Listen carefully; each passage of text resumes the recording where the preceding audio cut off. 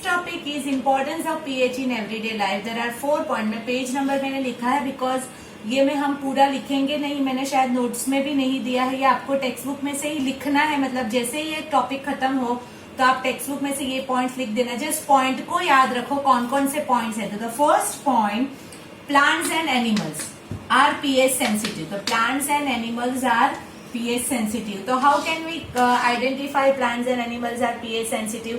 तो plants और animals जो होते हैं, जो aquatic, generally aquatic plants और aquatic animals की हम अगर बात करें तो वो generally neutral pH के अंदर 7 अराउंड pH के अंदर वो सर्वाइव कर सकते हैं। अराउंड अगर आपकी एसिडिक रेन हुई और वो जो आपका जो वाटर है एसिडिक रेन हुई, मतलब एसिड आपका एक्वेटिक लाइफ में आया और वो जो एक्वेटिक लाइफ में जो वो एसिड आया तब आपकी पीएच जो है वाटर की, जहाँ पे प्लांट्स और एनिमल्स लेते हैं, वो आपकी लेस देन 5.6 हो जाएगी। और अगर वो पीएच लेस देन 5.6 हुई तो the plants and animals can not survive in that pH. तो वो आपकी पीएच को मेंटेन करना जरूरी है to survive the plants and animals in the aquatic life. Aquatic plants and animals को अगर मुझे सर्वाइव करना है तो उसकी पीएच किससे कम होनी चाहिए? 5.6 से कम होनी चाहिए। ठीक है। सेकेंड जो है the pH of soil. First आपका प्लांट्स एंड एनिमल्स था, सेकेंड आपका है पीएच ऑफ सॉइल। सॉइल जो होती है, there are 3 types of soil, acidic soil, neutral soil and basic soil. Generally जो प्लांट्स ग्रो होते हैं, ठीक से ग्रो होना मतलब उसको कौन सी सॉइल चाहिए? न्यूट्रल सॉइल चाहिए। But is not always necessary कि वो न्यूट्रल सॉइल में ही हर बार हम प्लांट को ग्रो करें, बिकॉज बहुत सारी एक्टिविटी जो है उससे आपकी सॉइल एसिडिक या तो बेसिक हो सकती है। तो आप उसको कैसे चेक कर पाओगे? उसका सैंपल लो, उसको चेक करो, आपको पता चल जाएगा कि आपकी एसिडिक है या तो बेसिक है या न्यूट्रल है। अगर न्यूट्रल है तो no problem, but if it has acidic soil तो उसके अंदर आपको बेसिक फर्टिलाइजर यूज करना पड़ेगा जो बाजार में अवेलेबल होते हैं फर्टिलाइजर। तो वो अगर बेसिक फर्टिलाइजर को आप यूज करोगे तो एसिड प्लस बेस वो न्यूट्रल में कन्वर्ट होके जो सॉइल है उसको न्यूट्रल में कन्वर्ट कर देगा। और अगर आपकी बेसिक है सॉइल तो उसमें आपको कौन से फर्टिलाइजर यूज करने पड़ेंगे? एसिडिक फर्टिलाइजर को यूज करो जिससे वो सॉइल आपकी न्यूट्रल में कन्वर्ट हो सकती है। तो फर्स्ट पॉइंट क्या था? वापिस एक बार, तो first point plants and animal life, pH of plants and animals, उसमें एक्वेटिक कंसीडर किया मैंने। सेकेंड आपका सॉइल का पीएच। थर्ड आपका पीएच इन डाइजेस्टिव सिस्टम। तो पीएच इन डाइजेस्टिव सिस्टम जो है, जनरली वी नो दैट अगर हमारा जो स्टमक है वो कौन सा एसिड प्रोड्यूस करता है?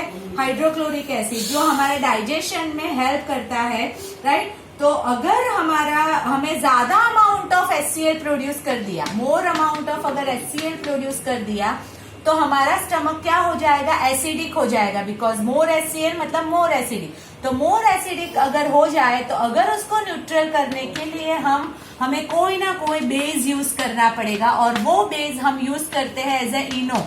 जनरली आप इनो लेते हो, मैग्नीशियम हाइड्रोक्साइड लेते हो, जो आप लेते हो वो आपका बेस होता है। और वो जो बेस है वो एक्स्ट्रा एक्सेस ऑफ HCl को न्यूट्रलाइज करेगा दोनों के बीच में। एसिड और बेस में रिएक्शन होके वो किस में कन्वर्ट हो जाएगा? आपका न्यूट्रल में कन्वर्ट हो जाएगा। तो ये जो है उसको एसिडिटी बोलते हैं। और एसिडिटी में हम क्या यूज करते हैं? इनो मतलब आपका एंटा एसिड आपका यूज होता है। और वो एंटा एसिड जो यूज करने से हमारा जो स्टमक है उसमें एक्सेस HCl न्यूट्रलाइज होके वो न्यूट्रल में कन्वर्ट हो जाएगा। तो दिस इज योर थर्ड, जो हमारी पीएच ऑफ डाइजेस्टिव सिस्टम है उसको भी मेंटेन रखना जरूरी है। फोर्थ आपका टूथ डिके।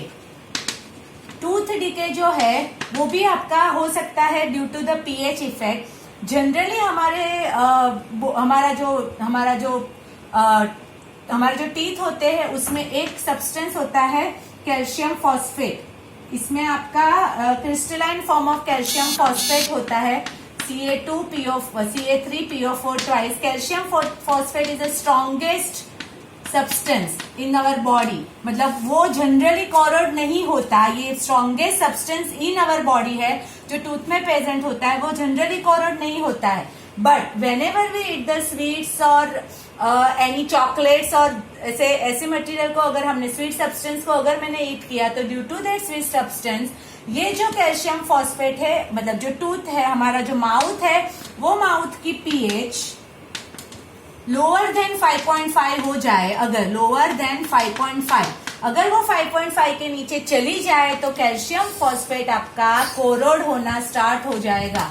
और ड्यू टू दैट कोरोजन, ये आपका, आप जो बोलते हो उसको कैविटी बोलते हो, वो कैविटी इज दिस ओनली। अगर हमने स्वीट ज्यादा खा ली तो हमारा पीएच लोअर देन 5.5 हो जाएगा, उसकी वजह से ये कोरड होगा और वहां पे आपका कैविटी प्रॉब्लम क्रिएट हो जाएगा। एंड उसको अवॉइड करने के लिए रेगुलरली हमें टूथपेस्ट का यूज करना चाहिए। और टूथपेस्ट जो होता है जनरली बेसिक होता है, मतलब एसिड प्लस बेस कौन सा इफेक्ट ला देगा, वो न्यूट्रल इफेक्ट ला देगा। मतलब ये वाला पार्ट, अगेन इसको सॉल्व करने के लिए भी हमें टूथपेस्ट जो बेसिक होता है, मतलब जैसे जैसे हम एक्स्ट्रा स्वीट्स और खाए तुरंत हमें ब्रशिंग करना चाहिए।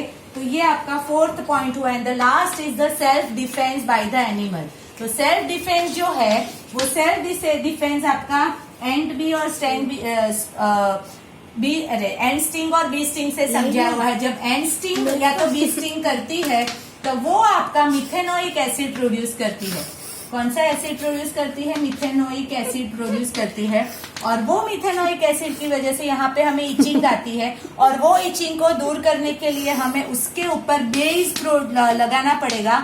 और वो जो बेस है एज अ, हम कुछ भी यूज कर सकते हैं एज अ बेस। अगर हमें यहाँ पे ज्यादा इचिंग हो तो वो बेस को हम या तो टूथपेस्ट से भी रब कर सकते हैं, या any base you can use to avoid this itching. तो एंड स्टिंग और बी स्टिंग आपका मिथेनोइक एसिड प्रोड्यूस करेगा, और उसको न्यूट्रलाइज करने के लिए हम उसके ऊपर टूथपेस्ट को रब करते हैं। Why? Because it is basic in nature. तो वो न्यूट्रलाइज होके आपका जो इचिंग था उसको रिमूव करेगा। तो there are 5 points of importance of pH in everyday life. Page number 26-27 please आप वो 5 पॉइंट आपकी नोटबुक में पॉइंट आउट कर देना।